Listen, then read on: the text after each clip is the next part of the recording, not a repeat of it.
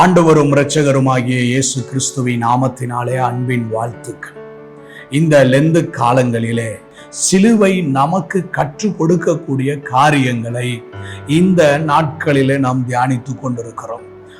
அன்றைய வார்த்தை சொல்லுகிறது, அப்போஸ்தலனாகிய பவுல் எபேசியருக்கு எழுதின நிருபம் 5வது அதிகாரம் 2வது வசனம், கிறிஸ்து நமக்காக தம்மை தேவனுக்கு சுகந்த வாசனையான காணிக்கையாகவும் ஒப்பு கொடுத்து நம்மில் அன்பு கூர்ந்தது போல நீங்களும் அன்பிலே நடந்து கொள்ளுங்கள்.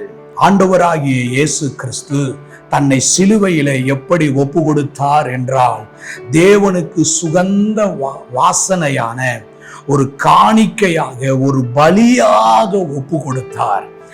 ஏன் அப்படி ஒப்பு கொடுத்தார் என்றால், தம்மேல் அன்பு கூர்ந்தது போல அவர் நம்மை நேசித்தது நிமித்தம், நம்மேல் அன்பு வைத்தது நிமித்தம், இன்று நமக்கு ஆண்டவராகிய இயேசு கிறிஸ்துவினுடைய சிலுவை பாடுகள் கற்றுக் கொடுக்கக்கூடிய ஒரு வார்த்தை, நீங்களும் அன்பிலே நடந்து கொள்ளுங்கள்.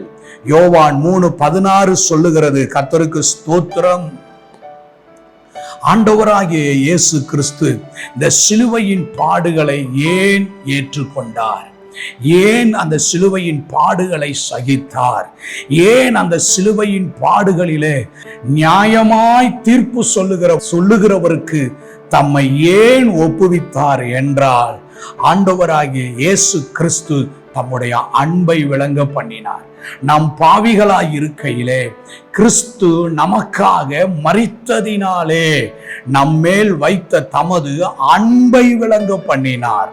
வேத வார்த்தை சொல்லுகிறது, யோவான் எழுதின சுவிசேஷம் 3வது அதிகாரம் 16வது வசனம் சொல்லுகிறது, தேவன் தம்முடைய ஒரே குமாரனாகிய இயேசு கிறிஸ்துவை விசுவாசிக்கிறவன் எவனோ அவன் கெட்டு போகாமல் நித்திய ஜீவனை அடையும்படிக்கு அவரையே தந்தருளி இவ்வுலகத்தில் இவ்வளவாய் அன்பு கூர்ந்தார். தன்னுடைய அன்பின் அளவை எப்படி வெளிப்படுத்தினார் என்றால், ஆண்டவருடைய வார்த்தை சொல்லுகிறது, தம்முடைய ஒரே பேரான குமாரன், இன்னொரு ஒருவர் இல்லை, தன்னிடத்தில் இருக்கிற ஒரே ஒரு நபர் தான் தன்னுடைய அன்புக்குரியவர், தன்னுடைய பாசத்துக்குரியவர், தம்முடைய ஒரே குமாரன்.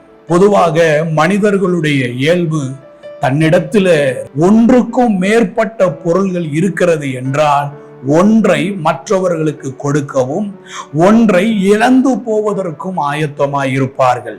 ஆனால் ஆண்டவராகிய தேவன் தம்முடைய ஒரே குமாரன், வேற ஒரு குமாரன் இல்லை, வேற ஒரு வாய்ப்பு இல்லை, நம்மேல் வைத்த அன்பின் நிமித்தம் தம்முடைய ஒரே குமாரனாகிய இயேசு கிறிஸ்துவை சிலுவையிலே பலியாக கொடுத்தார்.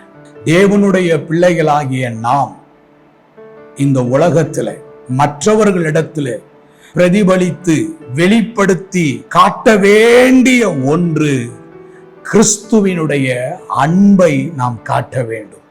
கிறிஸ்து எப்படி அன்பிலே நடந்து கொண்டாரோ அப்படி நாம் அன்பிலே நடந்து கொள்ள வேண்டும். இந்த அன்பை ஆண்டவராகிய இயேசு கிறிஸ்து கல்வாரியிலே தன்னுடைய மரணத்தின் மூலமாக விளங்க பண்ணினார்.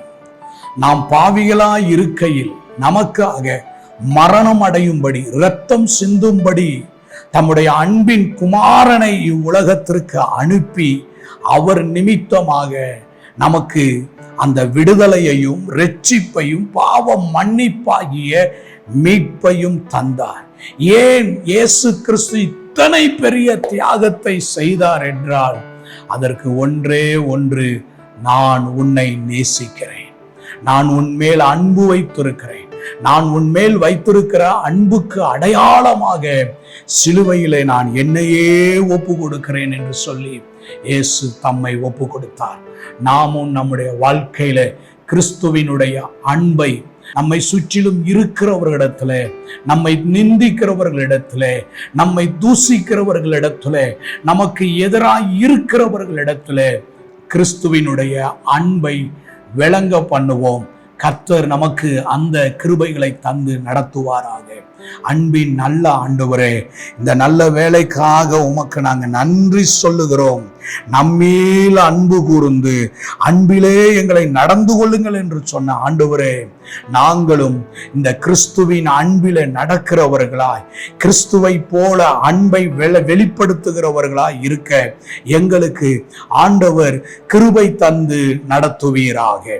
இயேசுவின் நாமத்தில் பிதாவே, ஆமென், ஆமென்.